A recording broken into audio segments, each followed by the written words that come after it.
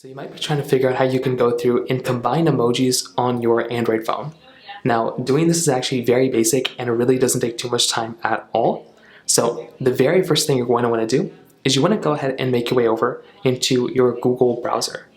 And when you do that, what you want to do is you want to go ahead and right here, when you have your little Google search icon, you want to go ahead and make sure it says Combine Emoji Google. So just go through, find this Combine Emoji Google option, and just go and type it in on Google. When you do that, you'll see this particular option right here.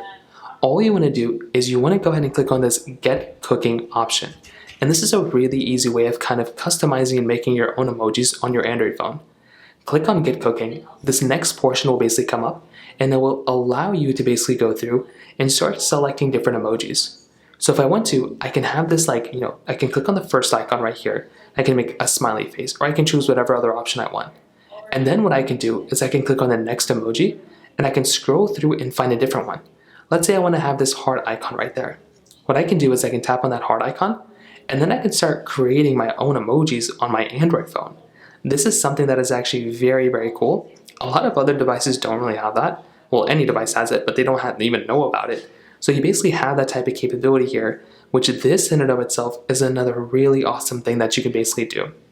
So from this point, you can go and start kind of choosing your different types of emojis, kind of going on from there. But when you're ready, you can go and click on this copy button right here. You can copy this emoji out and you can paste this emoji wherever else you want to. So wherever you can go and kind of paste an emoji out, whether that's Google Messages or wherever else, you can go and do that there. And that's pretty much all you're going to have to do.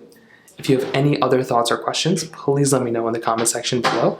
Hit the like button, that would mean so much, but definitely hit that subscribe button. More importantly than everything else, I love every single one of you guys. Hopefully I'll catch you guys in the next video. Peace out till then.